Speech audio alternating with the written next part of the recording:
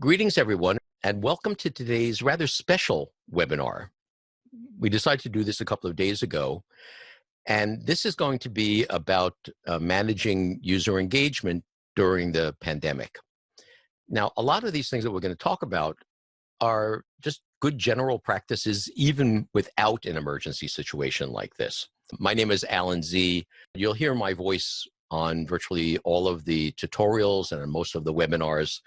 And not surprisingly, although our office is based in Chicago or Chicago suburb, I actually work remotely from my home here in New Jersey.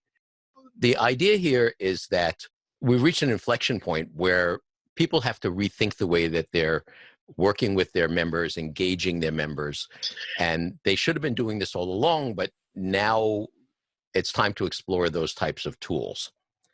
So let me talk to you a little bit about housekeeping. We're going to try to keep this session to an hour.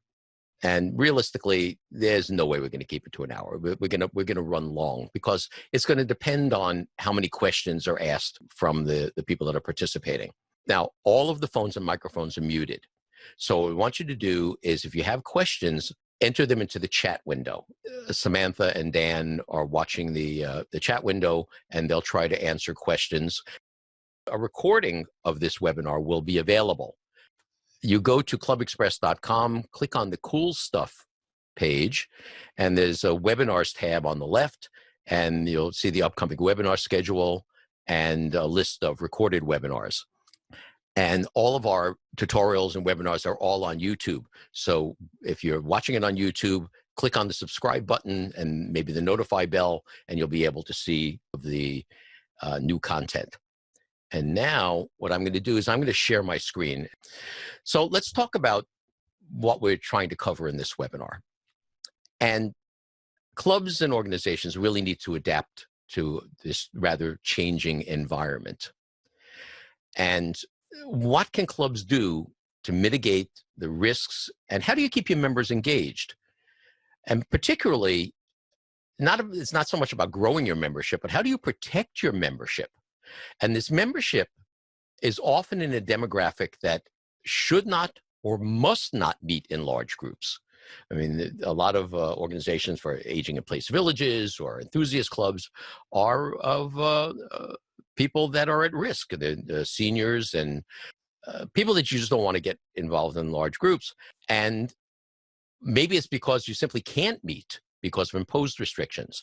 Maybe the space that you used to meet at was a theater or a school or something like that, and you couldn't meet there even if you wanted to. But my point is that you probably shouldn't even want to. You shouldn't be doing everything I can do to get this group of people together in one room. Theaters have closed, and I belong to a community theater, and I've met with their board of directors last week and they said, well, can you come in and do a video of us sitting together as a board of directors? I said, no, you should be doing this from your home. You shouldn't be trying to get together just because you always used to get together. We can do all of this stuff online. And clubs really need to communicate effectively with their members in a timely manner. So there are three basic things we're going to talk about today. One is how to hold virtual meetings, and in particular, how to set up a remote meeting and maybe present videos to members. We're going to talk about how to connect with your members. And this is no matter where they are. And how do you make sure you keep in touch with your members? And ClubExpress has a lot of tools that you can use, and working with other platforms like video conferencing. So how do you use emails, the new text messaging feature of ClubExpress, enabling discussion forums, maybe you didn't have them before, with notifications? Or how do you do an impromptu video conference? You need a couple of people to get together to make a decision. Have a video conference. And in particular, Samantha is going to be talking about how to configure your existing ClubExpress platform, your website, to be distance friendly. How do you configure our modules to work for you when your club is functioning virtually? How do you put a banner at the top of your page that talks about your news for your closures or things like that? my big value add on this is talking about virtual meetings, because I've been doing virtual meetings now for years. And so let's talk about virtual meetings and the kinds of virtual meetings that are available and what we're doing today, how we're doing it, and maybe this is the approach that will work for you and maybe it's not. So virtual meetings really let participants collaborate and meet when a meeting at the physical space, an in-person meeting, is either not practical or not even an option. And so really the keys are you need to make it routine, not something special. You want to practice this stuff. And then typically you will host the meeting, and you need to make it easy for people to join and participate.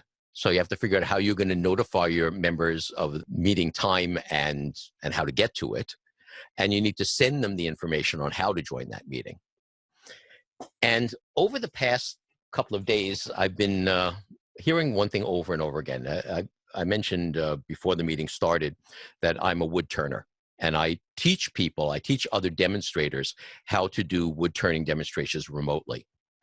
And you can imagine a wood turning audience usually are older people, and these are exactly the people you don't want together in a room together.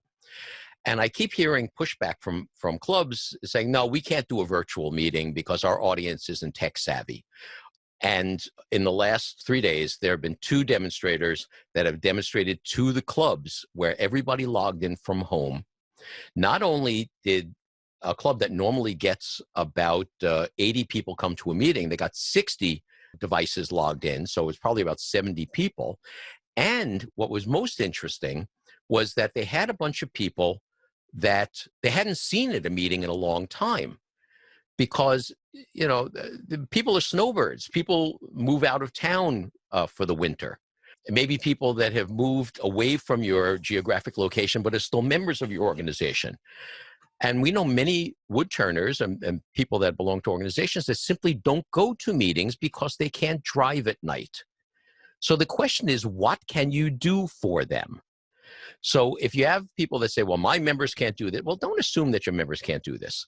Members may be able to borrow equipment. They may be able to log in from their phones.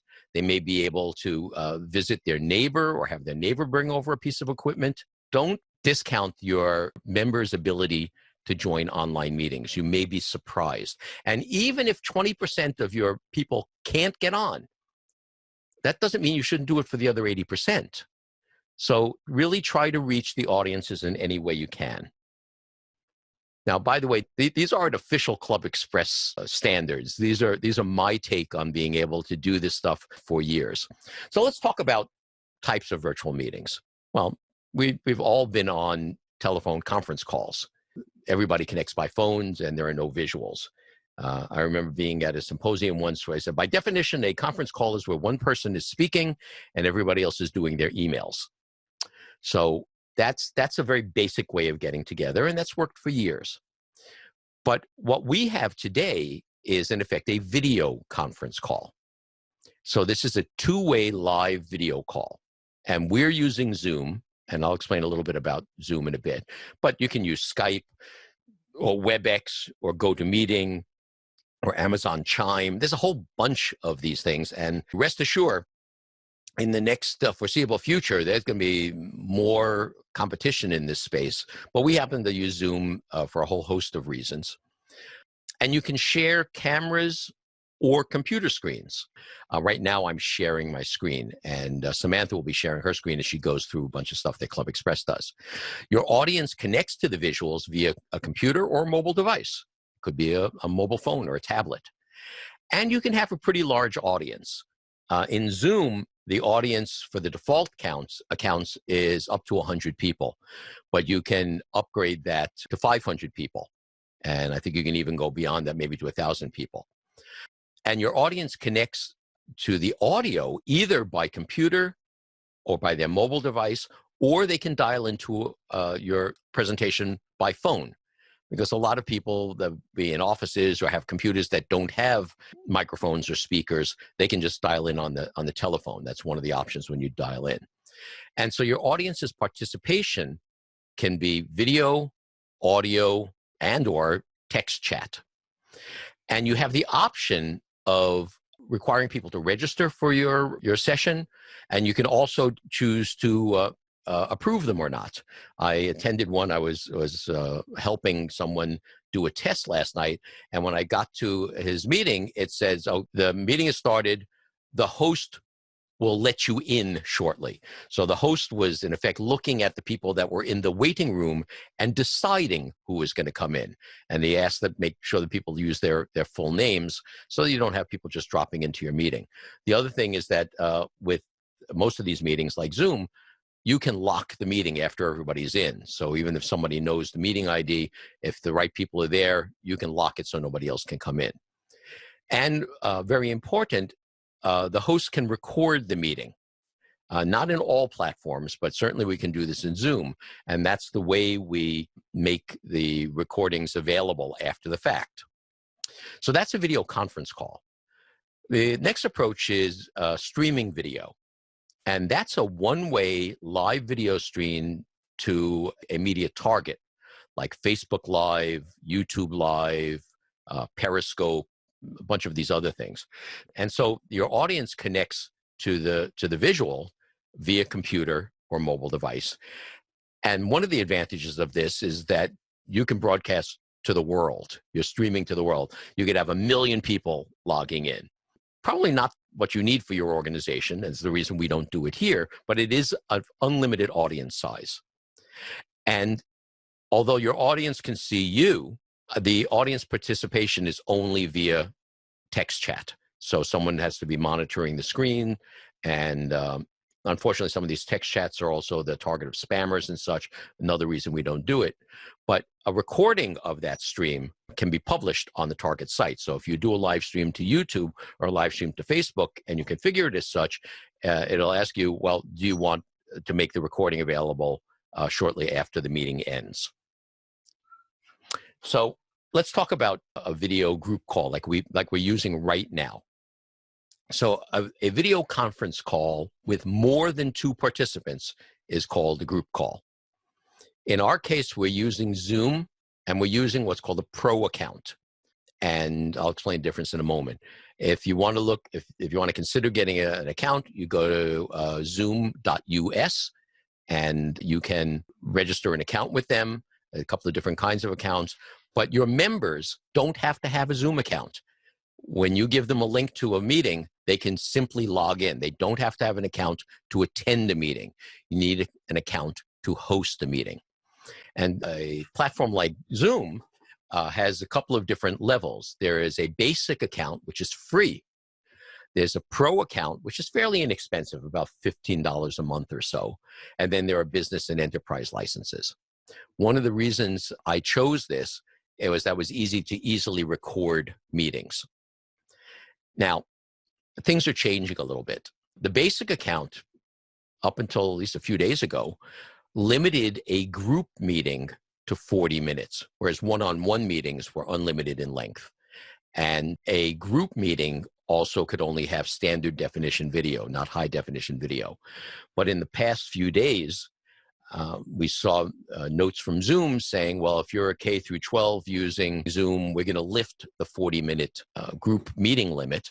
And while we were doing a test the other night with a wood turning group, and we're just about to run up against the 40-minute limit, a message got posted up on the users platform saying, we've just extended your meeting to unlimited group meetings. So it may even be that the 40-minute limit, at least temporarily for group meetings in Zoom, has been suspended. But unfortunately, at the moment, even though we're set for high definition video for cameras, we're getting standard definition video. The reason you're seeing high definition video right now is that I am sharing my screen, so it's putting out a full 1080p resolution. So in general, the pro version and above don't limit the meeting time, and you can enable HD video for groups. And there are a couple of different views. There's speaker view and gallery view. When someone's not sharing the screen, you can either look at one person at a time, the active speaker, or whoever the person has highlighted. And then you have this thumbnail strip view, which is in screen share.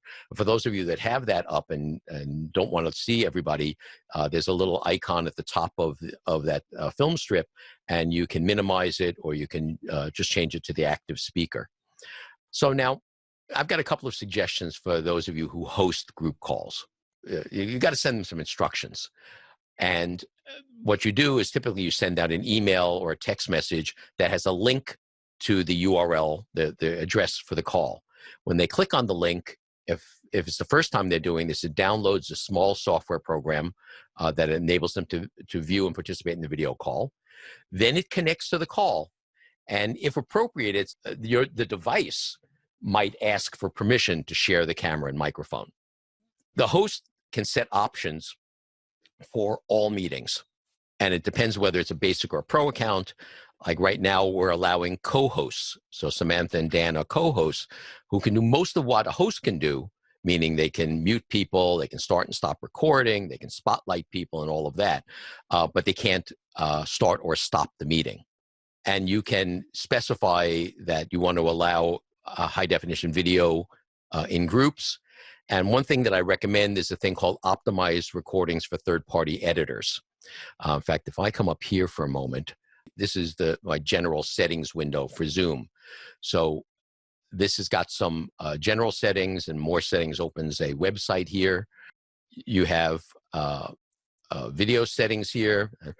You do test your audio settings here. And the reason I'm showing you this is that when your attendees can't do something, you can talk them through this screen.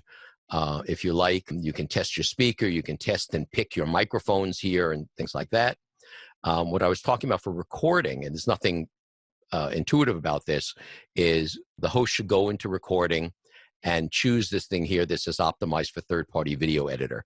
That makes a much higher quality recording and likely will not crash your video editor. And then we've got a statistics screen here that I can see what the video is like and what the screen sharing is like, so I can confirm the way people are connecting to me. And so during the meetings, there are options that the host or the co-host can do. You can mute microphones on entry so that when people come into the room, their microphones are quiet. You can mute everyone and optionally let users unmute their microphones. You can spotlight video. You can decide who everybody should be looking at.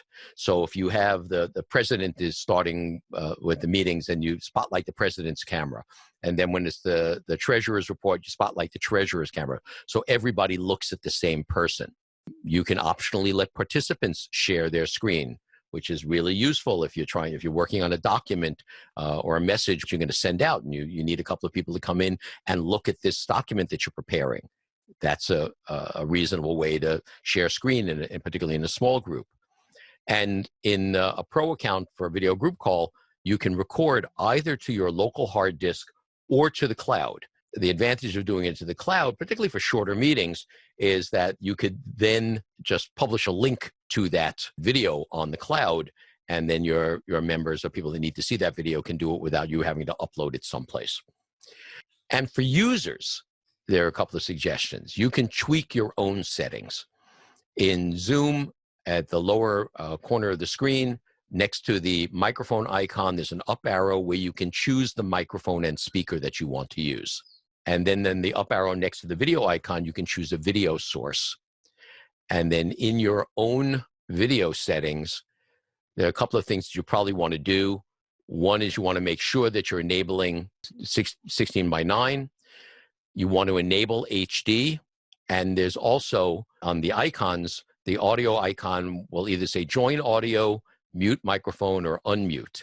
So if you've not joined the audio, and you can join either by a computer or by dialing a telephone call, and when you say I want to join by telephone, it also gives you a participant ID, so that when you dial the telephone, you type in the meeting ID, and then you type in the participant ID, it'll put a little telephone icon next to your name in the participant window. Otherwise, the call doesn't know what participant is associated with. Similarly, you can mute the video. That's pretty much what I wanted to talk about as far as video calls. I can go on and on about this, and I don't want to do that now. But I'm mostly interested in letting you know what's available instead of necessarily how to do something with this, because it's going to depend on what video system you use, whether it be Zoom or Skype or WebEx. Different platforms have different capabilities, and you get to decide which is the best one. So now what I'm going to do is I'm going to turn it over to Samantha. And Samantha, you want to just sort of introduce yourself? All right, thanks so much. So, hi everyone, I'm Samantha. I'm the training and documentation expert at ClubExpress. So, you may have heard my voice a time or two during our webinars. If you participate in any training through ClubExpress, I'm typically the one that handles that. But today I am going to handle exploring how you are going to configure some settings on your ClubExpress website to facilitate better communication while everyone is cooped up indoors. So I just wanted to say thanks to everyone for being here today. There's probably not a lot of other places that you can actually go, and I hope that you're all staying healthy both mentally and physically. So during our demo today, I am going to touch on the following things that you see on your screen. We'll talk about our courseware and testing module, our events module, and things that you should be doing when you're canceling events or when you're postponing events, and how to do each of those. We'll talk about communication between club admins and members through blast emails and text messaging, and then we'll talk about facilitating communication member to member using forums and blogs, and if you have our mobile app, using that chat functionality. So it's really important to maintain connections, especially now. The whole reason that you're each a part of your organization was to connect with other people, whether it's based on a hobby or your profession. And now more than ever, those connections are really important, especially with social distancing. You still need to have contact with other people. You still need to talk to other people, even when it can't be in person. And many of the things that I'll speak to today, as Alan mentioned, they're not just because we're all cooped up indoors, we're all, self-quarantining. They're useful anytime to make sure your members are engaged when they can't show up in person, either due to maybe a lack of time or a physical limitation. So the first thing that we'll talk about is our courseware and testing module, where you can add videos for members to see by embedding them from another video hosting site. You can group videos together within a course, and you can create quizzes or assessments in ad hoc forms in order to have your members, quote unquote, pass a course or participate in different types of certification that you create. So I'm going to demonstrate that a little bit quickly. There's a full demonstration that is available on our YouTube channel. If you go to our YouTube channel, clubexpress.com, and you search for continuing education, you can view a short demo video that covers all of our continuing education modules that we offer. So again, courseware and testing allows organizations to define courses that members can take to earn credits towards their certificate by watching videos that you have embedded on your website and taking an assessment that you create in ad hoc forms.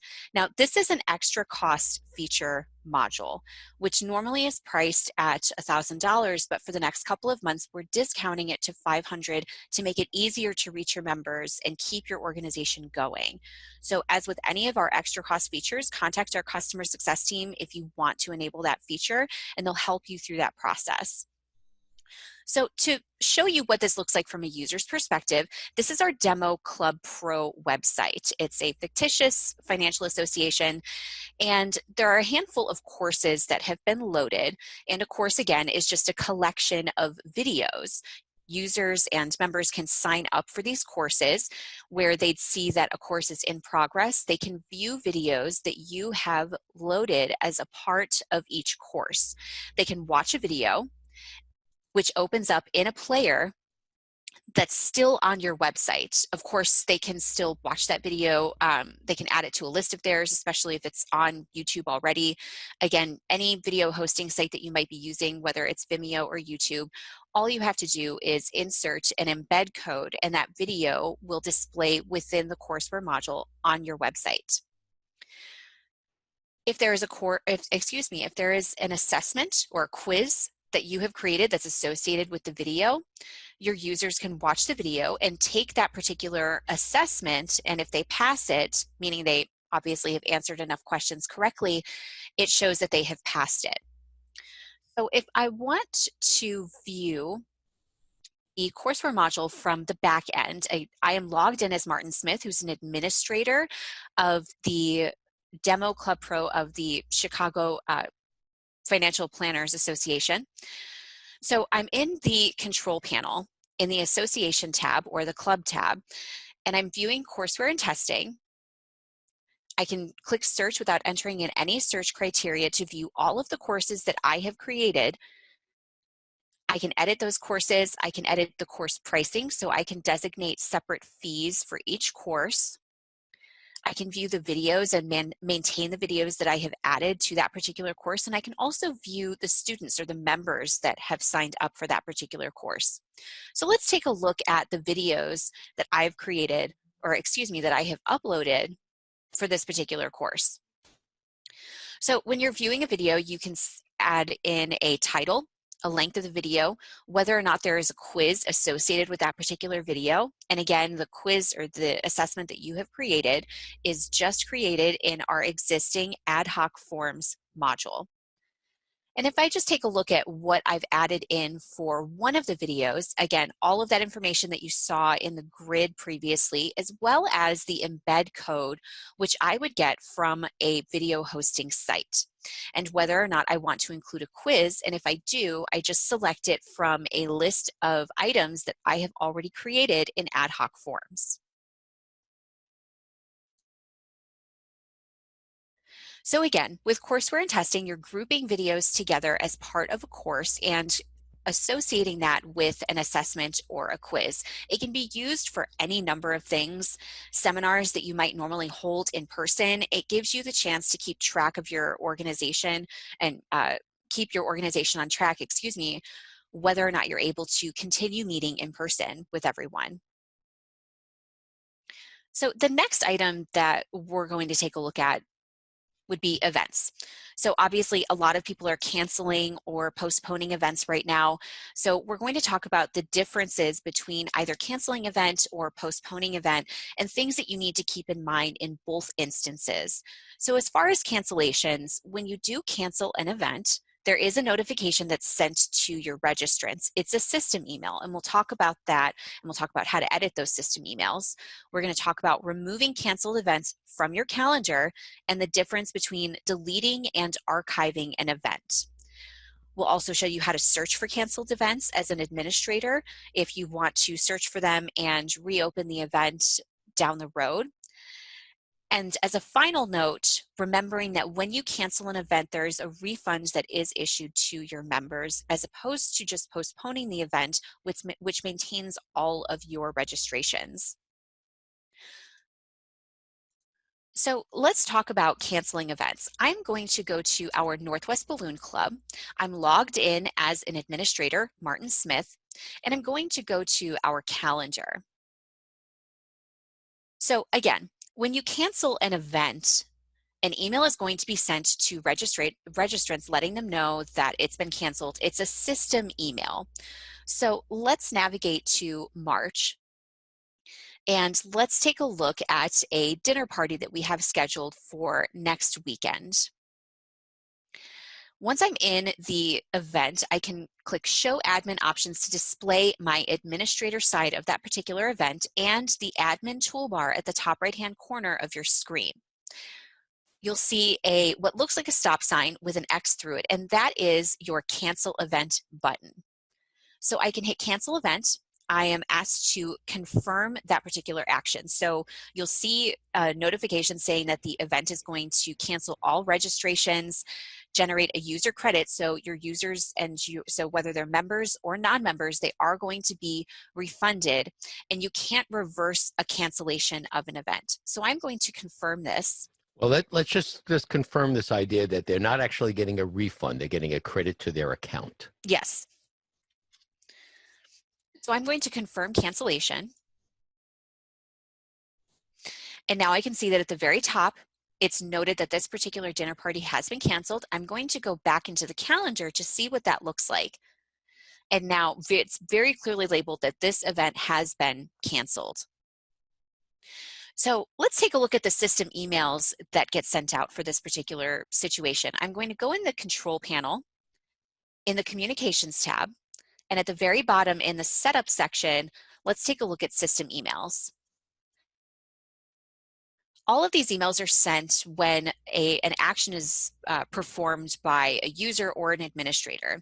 So the event cancellation email sends registrants notification that the event has been canceled.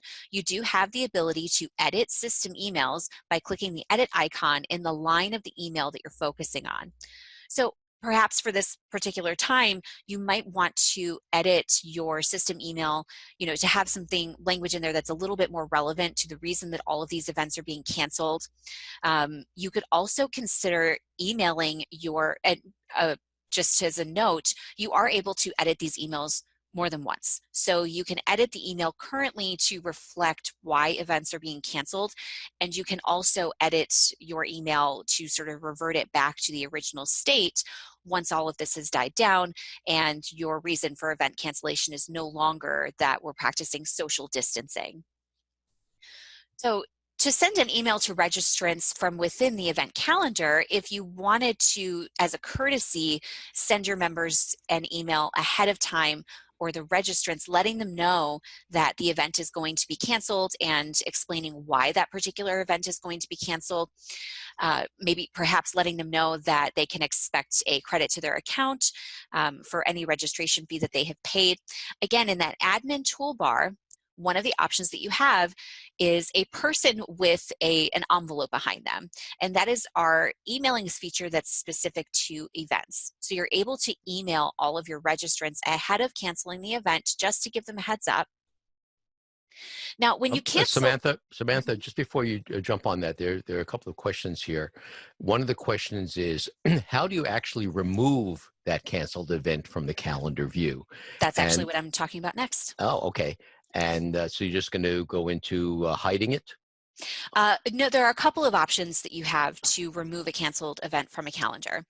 So again, when we're in the calendar, the event is still displayed and it just says canceled. So you can of course leave it there, but in order to remove it from your calendar, you have a couple of options. So I'm going to go into the Events Manager, and I am going to open up my search. Let's reset this and search for my events. So you have a couple of options for removing a canceled event from your calendar. You can delete the event or you can archive the event, and each can occur under a specific circumstance, and they each have different consequences. So if you want to delete the event, you can only do that if there were no previous registrants that were signed up for that event. You cannot delete the event if there were people who were already registered, even if the event is canceled. And note that if you delete the event, it cannot be brought back and recovered. The event is gone for good. The other option that you have is to archive the event. So if the event did have registrants prior to you canceling it, you can't delete it, you can only archive it. Now, archiving an event is not a permanent action, so it can be undone, meaning the event can be unarchived at any time in the future, and it can still be viewed from the Events Manager when you're including archived events in your search. So when I'm in the Events Manager, at the very top when I'm searching for events, normally under event status, only 3 items are checked. I'm only looking at events that are being created, that are pending approval. So if you have quick events that you allow members to create that need to be approved, and then active events. I'm not able to see canceled events by default. All you have to do is click cancel, and I'm just going to unclick the rest of these just to limit what comes up in my search results. So here I can see all the events that have been canceled. And right away I can see this dinner party that I just canceled. I only have the option to archive that particular event because there were registrants for that event before I canceled it. Some of the other events that you see that were canceled do have a delete icon. Now let's go ahead and delete an event just so you can see what occurs. When you hit delete, you do have the option to still archive it if you've decided you want to change your mind. I'm going to go ahead and delete this event and hit save. Now that event is gone forever. Now if I want to archive an event, all I have to do is hit the archive button. I select the category if I want to archive it to a different category than I've designated for the event itself. I'm going to archive that particular event. Now it's not listed in my search results anymore. It's not gone. At the very top, right near event status, where I was choosing to view canceled events, I want to include archived events in my search. And if I hit search, I see that I can view that archived event once again, the dinner party that I canceled, and now I have the option to unarchive that particular event. So the archive option is a green arrow, and when you hover over it, you get text that says that it is the archive icon, and we have the unarchive icon. So again, making sure that if you've canceled an event and you're wondering why it's not showing up in your events manager, if you're looking to archive it or delete the event or manage the event after the fact, you have the ability to view canceled events. Remember, by default, you're not going to be viewing any canceled events in your list. And then if you've archived an event and you want to see that event in future search results, you have to include archived events in your search. Now, there is one other way, and this one that Dan had suggested. If you're looking at anything that is canceled, you can just go into the basic info and unmark it as complete in the basic info, because it's only once you mark something as complete that it does show up on the calendar. So if you just jump to one of the single activity, maybe the top one on the list, doesn't make a difference, and go into basic info, at the bottom of the screen, all the way to the bottom, it says this panel is complete. If you take it, if you uncheck that and save it, it simply won't show up on the calendar. That way you can just turn it back on again anytime you want. Actually, Alan, let me jump in, and Sam, let me jump in. There's another method as well. Sam, if you can go back to the basic info screen and then scroll down to the visibility option. The last option there simply says not visible. So if you want to leave the event on the calendar, but just hide it completely, whether or not it's complete, just change the visibility to not visible. Way too many ways to skin that cat. So the next thing that we'll talk about is postponing events. So we talked about canceling an event, which is a little more of a permanent action. And one of the big things to note is that your users, whether they're members or non-members, are going to get refunded. So if you do intend on hosting that event in the future, or perhaps you've decided to make it a virtual event and you still need to collect funds for any reason, you might want to postpone the event instead.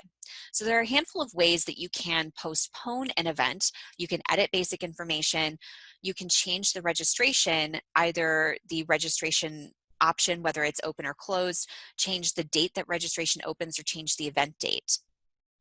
If you're postponing an event, some things to think about. You might want to turn off reminder emails so that reminder emails aren't constantly going out to your members, perhaps sending out information that might contradict information that you had sent previously. You should contact your event registrants. Obviously, we went through that a little bit earlier. And again, note that postponing an event doesn't issue a refund or a credit to your registrants.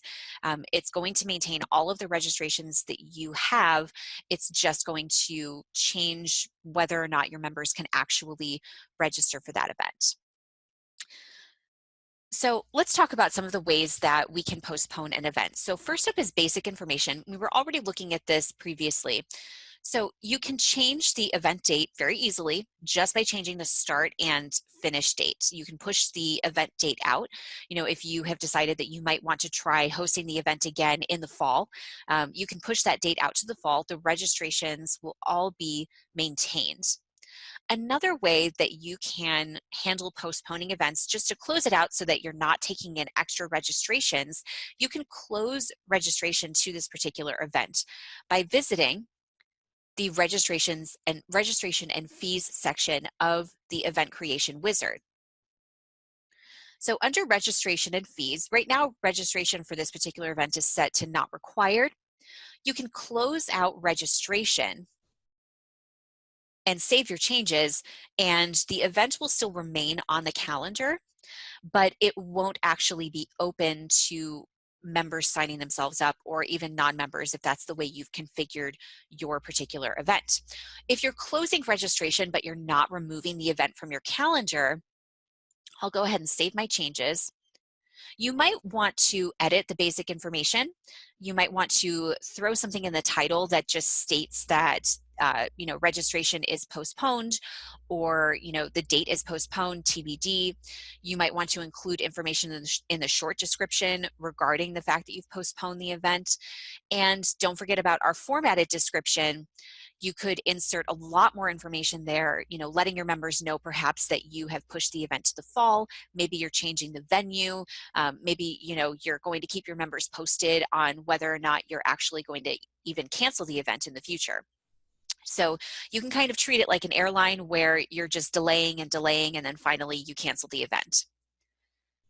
And so another thing that you can do is change the registration open date. And again, you should let your members know that if you are changing the date of your actual event, so if you're changing the start date to sometime in the fall, you're going to want to change the registration open date as well. And you do that in registration and fees. So we've already changed our registration to closed. If you want to change the registration date, require registration and change the open date and time, which only appears when you have enabled registration, change it to a date sometime in the future. And you can push that date out as much as you'd like. So again, any of these changes that you're making to an event that already exists, if you're not canceling it, make sure to let your members know. So you're going to want to send an email to the registrants to let them know that these changes are taking place, that maybe you haven't canceled the event, but you are postponing it. And then the last thing that I had mentioned is reminder emails. So if you had any of these checked where you're sending a reminder email to your registrants or to all members within your organization, just make sure that you uncheck these boxes so that your members aren't constantly getting emails regarding an event that isn't occurring.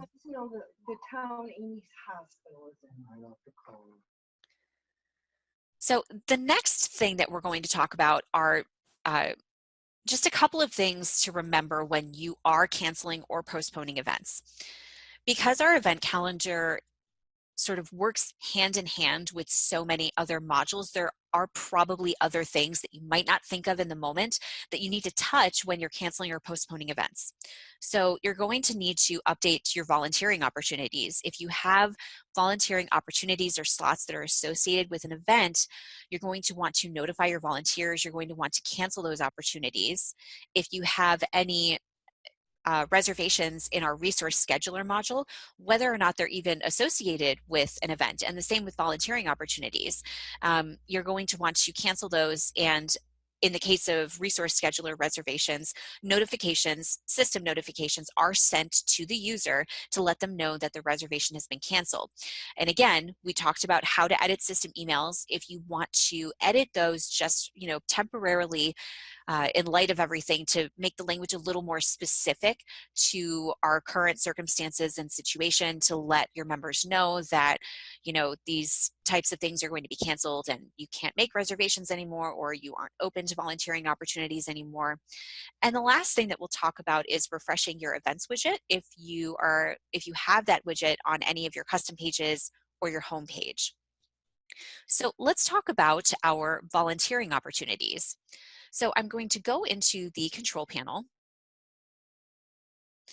and in the People tab, I am going to access the back end of our volunteering module, and I'll go ahead and search for all of my options here. So we have a handful of open volunteering opportunities. So if I want to take a look at that particular opportunity, all I have to do is click the edit icon. I can change the date of that particular opportunity. I can make this event available to a couple of different members or non-members, and this particular volunteering opportunity is linked to an event. So I can always unlink that particular volunteering opportunity. I can change the visibility, and I can also close the opportunity or cancel it. So these are a couple of different options that you have. Again, even if the volunteering opportunity is not associated with an event, you would still need to go in and cancel this particular type of opportunity. It's also important to note that you can reach out to your volunteers for each specific volunteering opportunity. So you have the ability to email anyone who has signed up for a particular opportunity, either from this particular screen, so from the maintain options within your volunteering opportunities, or from our blast emailings feature. So within blast emailings, and we'll talk about this a little bit later, we have dozens of different distribution lists that you can use to contact your members.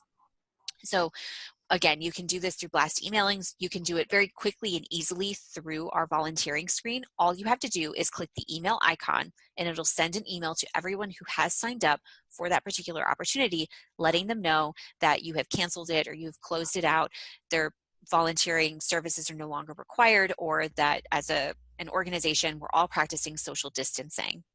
Samantha, there are a couple of points here. One is that this volunteering module is a little different than the volunteering administration that's done for aging in place villages. So the aging in place villages have, it's an optional module, and they have a completely different volunteering system to handle member volunteers and non-member volunteers. But the general idea is the same, is that if you cancel an event, you probably have to update those people that were volunteering to help with the event. The other thing is, Samantha, we took a little side visit just when you were about to talk about emailing for an event and how that might be different than emailing for, regular blast email. How do you email to all the people that are registered for an event? So would you go back into the emailing module for a moment and just show how that differs? Yes. So when you're emailing regarding an event, and I showed this a little bit before, so when you're in the event itself from the admin side, you have access to the admin toolbar at the top right-hand corner of the event itself. So the emailings button is a person in front of an envelope. So clicking that will give the opportunity to add an emailing specific to the Big Sunday Fly-In.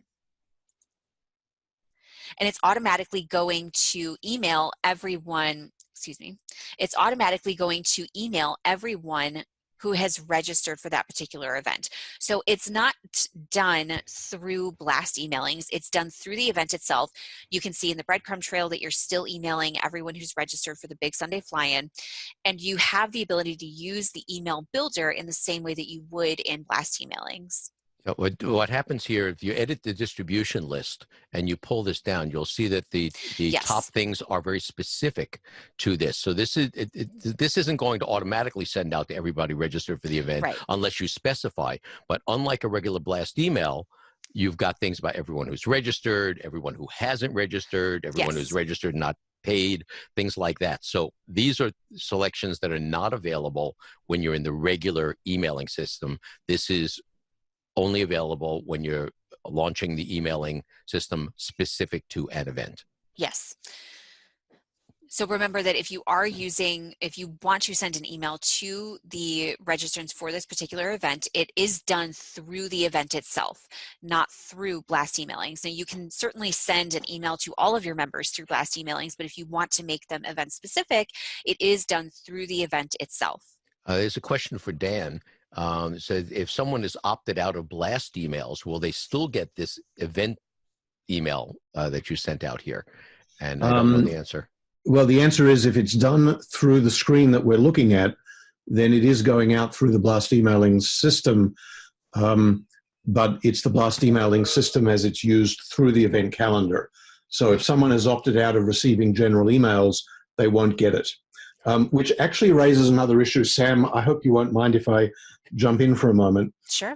While the webinar's been going on, I've been having a conversation with some of the other managers at ClubExpress, and one of the things that we're considering doing, and I'd be interested in people voting on this using the chat window. But one of the things that we're thinking very seriously of doing is going in to all of the member records who have said, don't send me general announcements from the club, and turning that flag off. We would keep track of who we've done it to so that at some point in the future we could turn it back on again. But we would give you the opportunity to send a blast email out to all members, whether or not, basically the opt-out flag, we would remove that flag. So they wouldn't be able to they wouldn't opt out. We're having a big internal debate about this, but since we have everybody on the webinar right now, if you're interested in us making this change, or if you vote against us making this change, please put an entry into the chat window and let us know. We'll make this decision pretty quickly, and I'll definitely keep track of all of those votes. So that's all I wanted to say. Sam, back to you. All right. Thank you, Dan. So the next thing that we'll talk about briefly is just canceling reservations that may have been made if you are using our resource scheduler module. And the way that you would do that is just going into our resource scheduler through the back end. And depending on how you have your resource manager, your resource scheduler configured, you might be taken to the resource manager page first. You're going to be canceling reservations through the reservation manager. So to cancel individual registrations, I have one registration that's open right now. All you have to do is click it looks like a trash can icon, and it's just going to cancel the reservation. You're prompted to confirm your action, and then you're notified that the reservation was in fact canceled. Now back in the resource manager, you might want to take the time to change the status of all of your resources that are available. You might want to just change the status to available, or that you no longer are offering reservations to that particular resource. Now, if this is something that you are using, perhaps an outdoor space where people might not necessarily be really confined with one another, you may not need to do it. But, if you're offering a clubhouse or, anything where people might be closely confined, you might want to change the settings to make those resources unavailable to your members. And again, if you're changing large things on your website, you should always make sure that your members are aware of this. You don't want your members to go in thinking that they're able to interact with your organization facilities or anything that your organization offers as normal if they're not able to do that. It's going to create a little bit of confusion. You might get a few more phone calls than you're expecting. So just make sure that when you're making changes like this, you are keeping your members in the loop. And just before you leave that, I don't know how many people are actually using the resource manager, but one of the things that you can do for any given resource is you can also limit its availability by particular date and time. So you could say that, okay, now we're only allowing this from 8 o'clock in the morning till 12 in the afternoon, where it used to be a different time. And you do that from the manager page, the last icon on the row, which lets you set up for each day. You can set up different times. And not surprisingly, I'm working on a set of tutorial videos just for that. But yeah, if you've got a resource that you are now making either unavailable or changing its availability, you can do all of that. Not necessarily from this screen here. If you make this available and then just go back a page for a moment,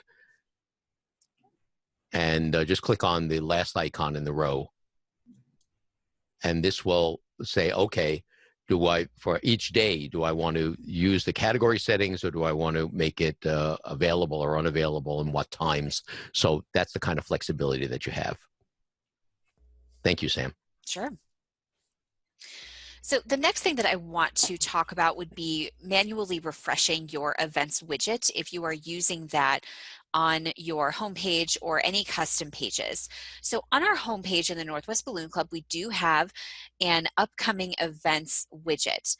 I am going to go into the back end of this particular page just by hovering over that flyout menu on the right-hand side, and I'm going to scroll down to the section that has that widget that I want to refresh. I'm going to use our content editor. So I'm going to open up this section by clicking the edit icon, and I'll just maximize this screen so we can see it a little bit better. And on the right-hand side, I have my upcoming events widget. All I have to do is right-click in the space that that widget occupies and click refresh data. I will see a prompt that says that the data has been refreshed. I'll click OK, and I'll go ahead and save my changes. And that refreshes all your events. So if you're canceling events, if you're moving things around and you want to refresh that data, all you have to do is just make sure that you click that refresh button, if you're not seeing the changes that you're making appear on your website. So the next thing that we're going to talk about is communication to your members. Obviously, one of the things that you should be doing is constantly keeping in contact with your members. You should be sending them emails. You should be, giving them updates on anything that's happening within your club, but especially now. So we talked about blast emailings, and we'll talk about text messaging, and we'll also talk about creating notifications on your website so that members can see it right when they log in. So let's talk about blast emailings. Blast emailings, of course, can be accessed from the control panel in our communications tab. Now, these are separate from the system emails. So you can, of course, edit your system emails to show something that's a little more reflective of the time and what's going on. But if you want to send something that's a little bit more custom, perhaps you just want to reach out to your members and let them know that you have enabled, a handful more modules on your organization's website to give your members the opportunity to chat with each other a little bit more. You might want to let them know that you're going to be canceling a lot of events, or that you're going to be canceling a lot of resource reservations. Again, making sure that your members aren't taken aback. Of course, it's probably no surprise to them that you are making these changes, but it's just a best practice to make sure that you're always keeping your members in the loop. So if we go to our emailing section, and we'll go ahead and add an emailing. Just as a refresher, I won't really go through very much of this, but just to remind everyone that we have dozens of different distribution list options that are available that cover pretty much every need that you might have. And remember that you can compound these. So I can click on, let's say, everyone, just to sort of show you that I can sort of add one list on top of another. I'm going to select everyone that may have donated to a particular fund through today. And then perhaps I want to email people from a specific state for any reason. I can continue to add one thing on top of another. Important to note that when you're creating lists like this and you're building one item after another, if a member happens to be in the same section twice, so if they happen to have donated to this particular fund and they're in the state of Alabama, they won't get that email twice. They'll only get that email once. And then we also have an exclude option. So that's something that we added fairly recently. It further enables you to customize the list of people who are getting that email, just to make sure that you're sending the right communication to the right people. Perhaps you want to use blast emailing to contact, if you're a national organization, to contact your members in a state that's been hit particularly hard with diagnoses under COVID-19 diagnoses.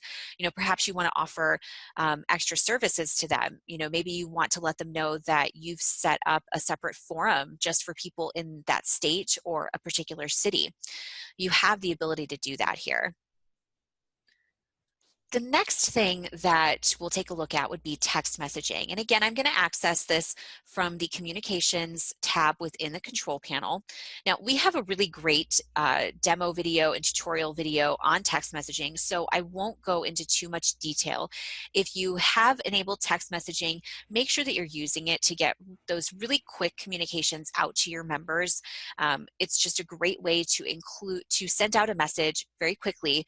Remember that your messages can include links. So if you need to send, a link to a news article to your members, or if you want to send a link to something on your own club or association website, you have the ability to do that. So if you have text messaging enabled, you're not just limited to sending emails. You can send text messages to your members. Of course, remember that they must have opted in to receive those text messages.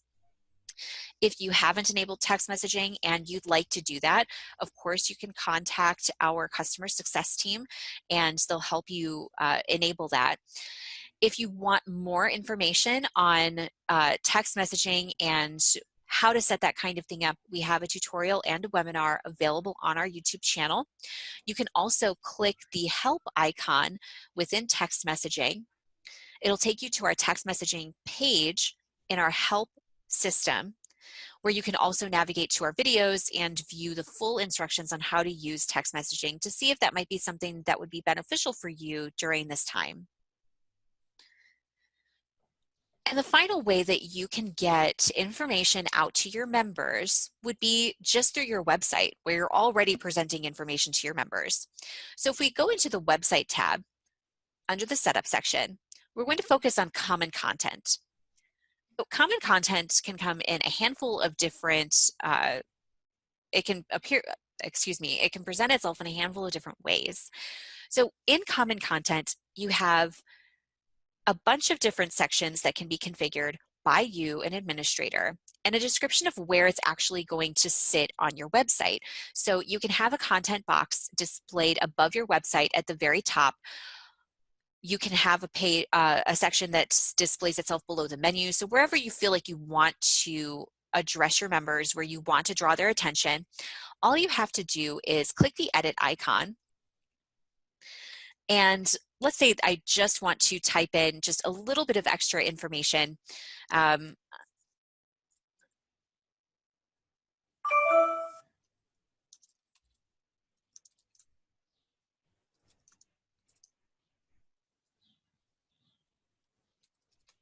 Excuse me, I apparently can't type today. Why don't you center, once you center this one, it'll make it easier to see. Just center the justification on this. Yeah, so I was going to say you can use our full content editor to edit the text. We can make this text much larger to draw more attention to it. Perhaps we want to make it bold. We might want to change the color if we want to make it a little bit of a darker red, to add attention to it again, to call it out to your members. So this is just some plain text. You can, of course, include a small photo if you'd like. You know, I wouldn't recommend including a very large photo because it is going to shift some things on your website. So really just some text. If you want to include a club officer phone number, you know, if you have one person who is generally the point person right now who's facilitating club questions, you know, handling those types of questions from your members, you might want to put in perhaps an email address or a phone number if your members have questions.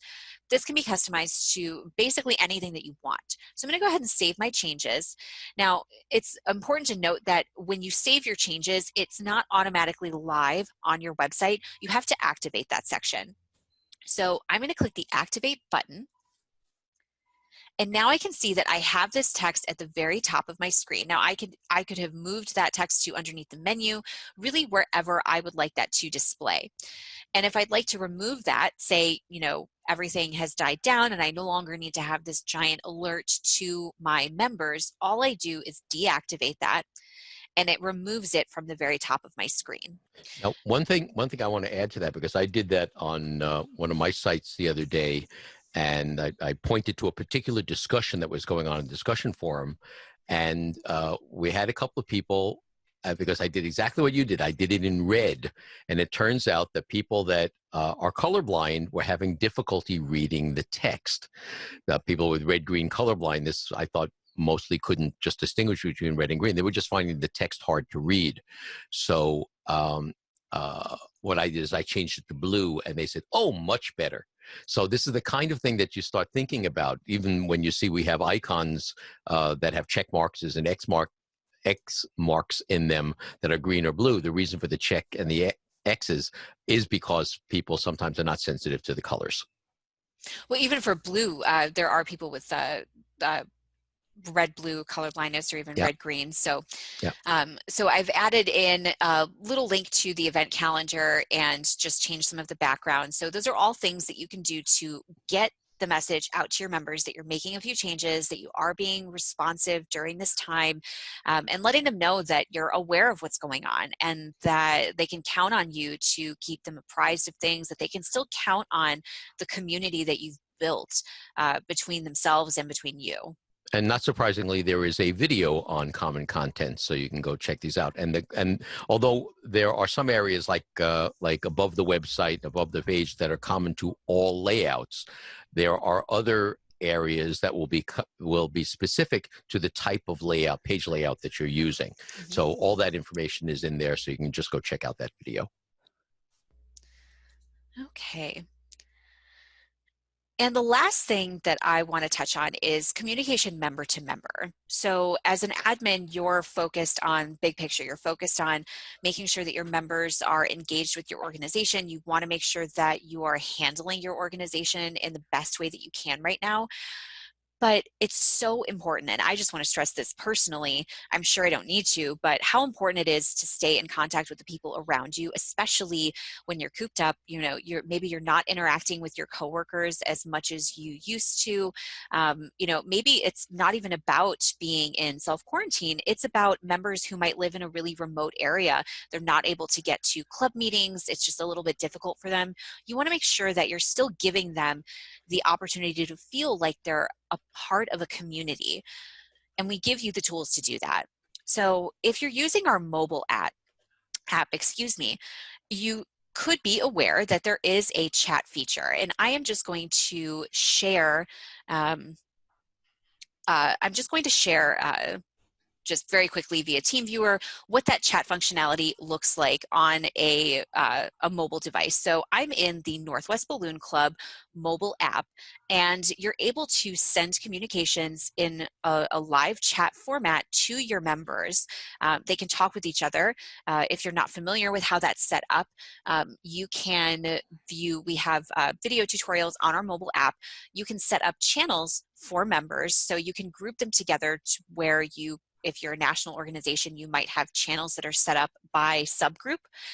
You might have channels that are set up by interest, but consider opening that up to all of your members. Consider adding a channel within your mobile app to let everyone connect with everyone else. And I'll touch on how to do that just very briefly. Forums are a really wonderful way to allow your members to stay in constant contact with one another. If you have forums set up, you might have them set up currently based on interest or based on committee. You might want to consider opening up a forum for all of your members. And remember that your members can configure their forum notifications. They can configure their own subscriptions through their member profile. We have a lot of tutorials and webinars on forums. You can use our blast emailing feature, again, to let members know that you have opened up a forum for everyone to use. So again, you can create a forum for all of your members. You can even create a forum specific to location. And they don't have to be ideas that are related to your organization that people are sharing on these forums. You could create a forum for ideas. This was actually a recommendation from one of our customer success members, and I thought it was fantastic. Everyone's at home with their families now. You know, how to best use that extra time that you might have with your family, recipe ideas, game ideas, tips on how to stay sane if you're now playing teacher for a child that's participating in schooling at home. So, and again, letting your members know that they can configure their notifications and their own forum subscriptions in their member profile. And I'll demonstrate that in a little bit. And then the last thing would be blogs. This is especially useful if you're looking to kind of centralize your communication, where you have a select few blog authors presenting topics as opposed to everyone constantly speaking to each other in a forum. You can still give your members that sense of communication with each other by enabling comments on blog posts if you haven't already. So let's talk about our mobile chat functionality. And let's keep in mind, if you're not already aware, that if you have our mobile app and you're using the chat feature, you don't just have to use chat on the mobile app. You can access... Samantha, there are some questions. People don't know what the app is. So the app is an optional feature that you can install that will let your site be available, say, on the Apple App Store or on the Android Store, that has some additional functionality. I don't recall if we have a tutorial about it, but we have had webinars about it. But this is a separate thing.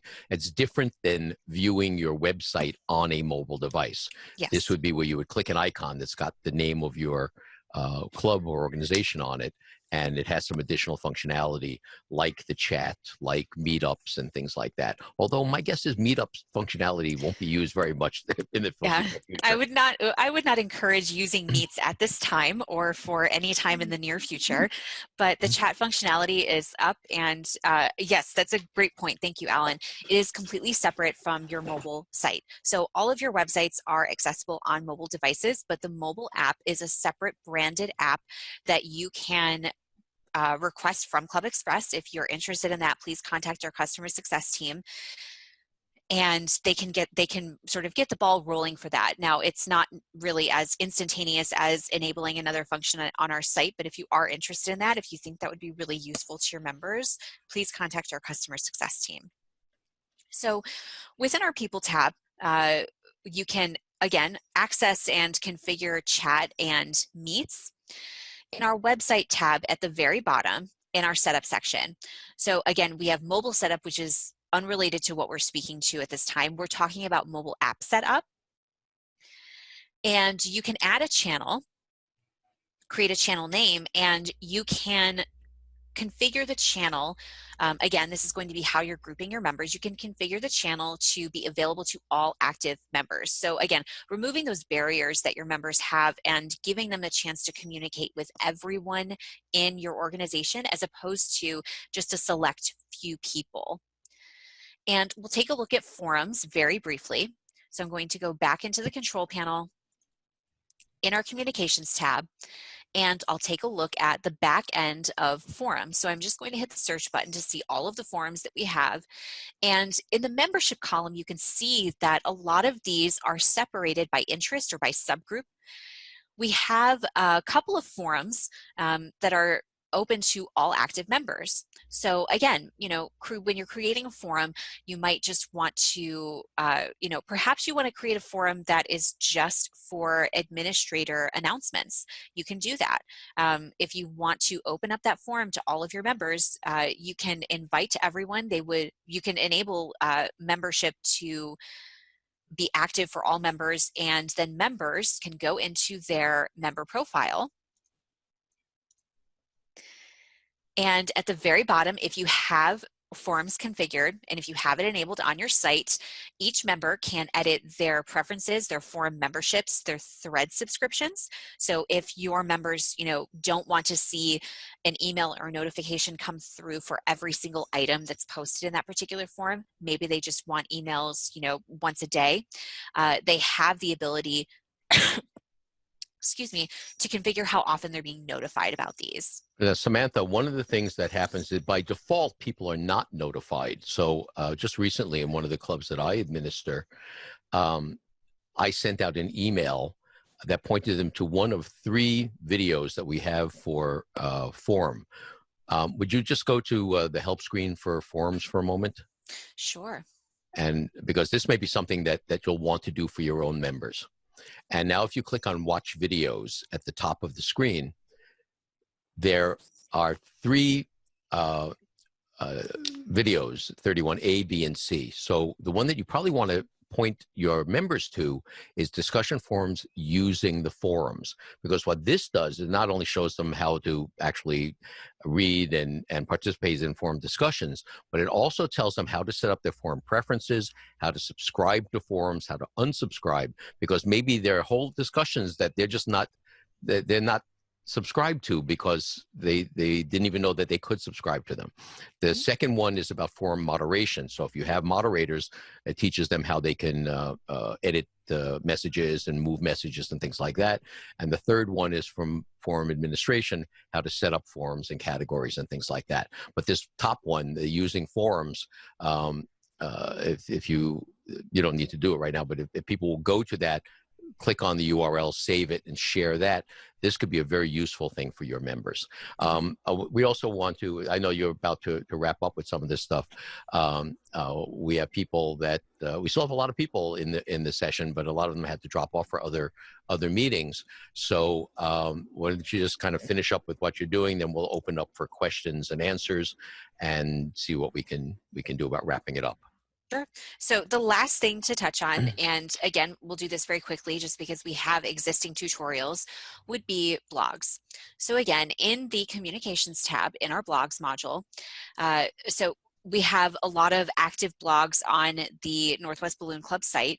So, consider, if you haven't enabled blogs already, if you want to just use it as a way to, present more information to your members. If you tend to have meetings where you're bouncing ideas around the room and you want to present it as a more formal blog post. If you're, posting blogs already, consider opening those blogs up to a lot more members, maybe not limiting it by members or non-members or interest group.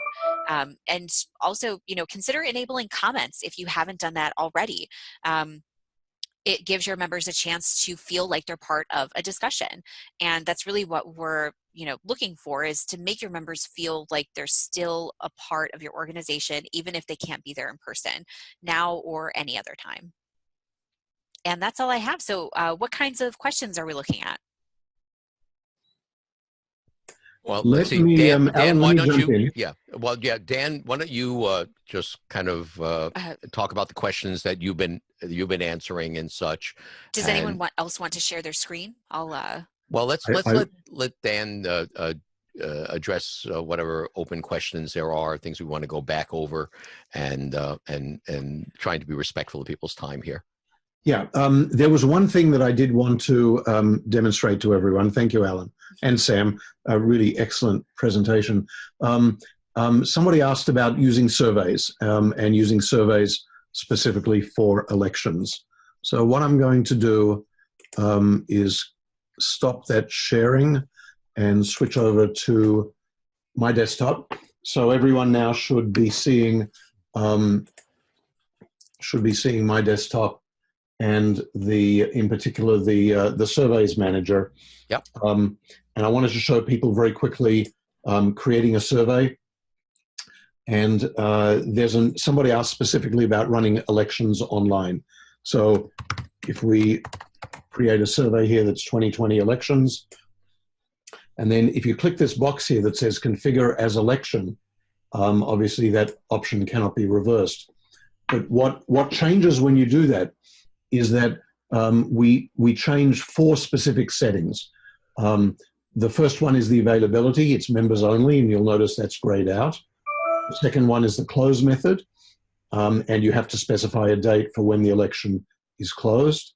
Anonymous responses is required, and allowing members to vote multiple times is obviously turned to no. We call that the Chicago-style voting option. And we turn that one specifically to no. Once that's done, you can then define the election as a series of questions. Each candidate might have a small bio, and then you might use a radio button question to specify which candidate, if there are multiple candidates for a specific position, which candidate people want to vote for. And then obviously there are reports built in that allow you to tabulate the votes, and we're enforcing the sanctity of the election. I'd also encourage you to think about surveys as a way of communicating with your members. Create a survey on how families are dealing with the current pandemic.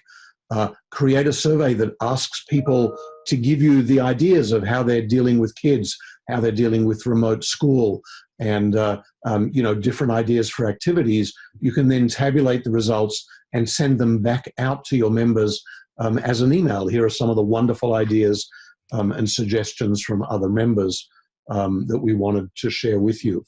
So a survey is a really great way of collecting that sort of information, communicating on a regular basis with your members, and also collecting responses back from them that you might want to share.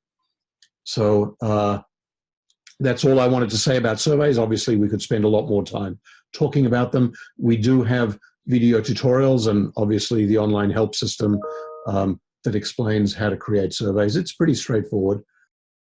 Other questions, Dan, that you were tracking during the meeting? Well, there were a ton of them. I think we answered most of them. There was some questions about the mobile app. So let me just explain briefly how the mobile app works. The app is a ClubExpress app, but we actually build a separate version of the app for each club or association. So it has your name, it has your logo, you can download it. If you go to the ClubExpress store within the App Store or Google Play, you'll see that we have well over 100 apps for many of our different customers. It has their name, their branding, their color scheme, their logo. So you download the app, and then a member has to log into the app once using their username and password. But after that, the Remember Me option is retained, and so after that, you don't need to log in again. There are two ways of handling the app with your members. One option is that you charge your members $2 to download the app. Apple or Google will keep 60 cents of that, and then the other 70 cents we split with you. So we'll keep 70 cents and you actually earn the other 70 cents.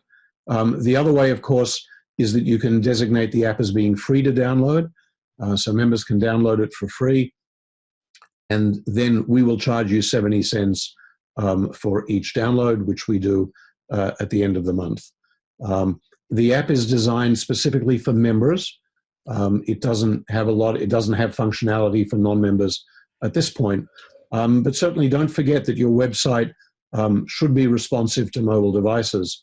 So if non-members open the website on a tablet or a smartphone, they will see the website and they can navigate around it. If you've used the tools that we provide, to make the website available for mobile devices. It is possible to create a website that's not responsive if you don't use those built-in tools. So there's a question here that I just want to have people understand. It says, can we upload videos to share with our members? And in general, the answer is no, we're not really a video hosting platform. But if you do host to like YouTube or Vimeo or whatever, and then on custom web pages and in forums and all of that, there's a way to embed video coming from another source. So if you had something that you really wanted your members to see, you could upload it to YouTube, say as an unlisted video, so that generally people can't see it. Generally people don't know it's there, but anybody with the URL would be able to see it. And then you could surface that on a page or a discussion forum that is limited to your members. There's another way of doing it called a private video in YouTube, but that's a little different because that's named members, so someone has to be logged in. So typically an unlisted video or a listed video that is then shared within a web page or forum or an email or whatever, that's a good way to do things. Alan, I just wanted to correct one minor thing that you just said. Yes. Administrators can certainly upload videos to their ClubExpress website using the document library module, and they could then reference that video on a page. The only limitation is that the video file needs to be less than 100 megabytes in size. Yeah, and it's also not a streaming service. It's downloading it like you would download a document. Then it opens on the page. You're absolutely right. You can upload most kinds of that type of binary, but it is not the same as doing something like YouTube or anything. It's a streaming service. Right. Yeah. I was about to say, the disadvantage, of course, is that the file has to be downloaded before it can be viewed. If you're doing high res, then 100 megabytes gives you 5 or 10 minutes, maybe longer. If you're doing, a lower resolution, then you could certainly get something up to, 20 minutes, would probably be fine. Yeah. but in any of the advanced content editors, or most of the advanced content editors, there is a little button for media. And when you click on media, you can choose embedded media, at which point you go to your YouTube or your Vimeo, pick up the embed code for it, and then just drop it in there. And so it's actually very straightforward. Let's see, is there anything else here that we have a couple of questions, but I think we've covered most of it. Dan or Samantha, again, we're just trying to be respectful of people's time. Do you have any closing remarks? And then we can wrap it up, because we've already gone way over an hour. Well, the only thing I wanted to, certainly I wanted to, thank everyone, as we try to do on a regular basis, for all of the volunteer time you have in helping to, keep people connected with each other, helping to share whatever, passions or interests, or, professional interests that you might have. Just helping to strengthen our community and our society during these very difficult times. So, thank you. And, we will do everything that we can. Oh, there was one other thing I wanted to add. We talked about, Sam talked about the Courseware and testing module at the beginning of her part of the presentation. And we said we were going to discount that module from $1,000 down to $500. We had that discussion and made that decision early last week. And since then, of course, things have, continued to evolve and continued to radically change. We do have to charge something for that module, because another club paid for it to be developed. But what I want to do is discount that down to $200 instead of $500, to make it easier for more clubs, that want to use that module to have access to it. So if anybody's interested, just call the support team, I'll let everyone know that the fee for that module for the next couple of months will be $200. Yeah, there was another question before we wrap up that asked about when you put something into the common content area at the top of the site, does it also appear in the mobile view? There are a couple of things that, but it's got nothing to do with the mobile website, but it really depends on how the mobile view has been set up. If you're on an iPad with iOS 13, it shows up as if it's a desktop. On a phone, maybe a little different, but there's also something. Samantha, can you just share your screen for a moment? Sure. And just show you something that we actually do have videos on this. If you go down to the website tab and scroll down to the bottom, you also have mobile setup. And when you do mobile setup, this wasn't used that much in the past, but this was really before all the ClubExpress modules were made responsive. So you can actually put in a header and a top content box that really only appears on mobile devices. If you click on the question mark there, you could probably just show a link to the video for that. There should be a video for that. Yes, if you click on watch videos, there should be one or two. Oh, we got too much there. But there's one for managing the mobile page. It looks like we're going to the wrong playlist there. But yeah, take a look for mobile setup, and you'll see things that are specific to mobile. But in general, things like common content areas generally do not appear on something like an iPhone, unless you're in desktop view. If you're in the regular mobile view, it doesn't show. If you're in desktop view, it does show. So I want to thank everybody for showing a little bit of stamina for a long meeting.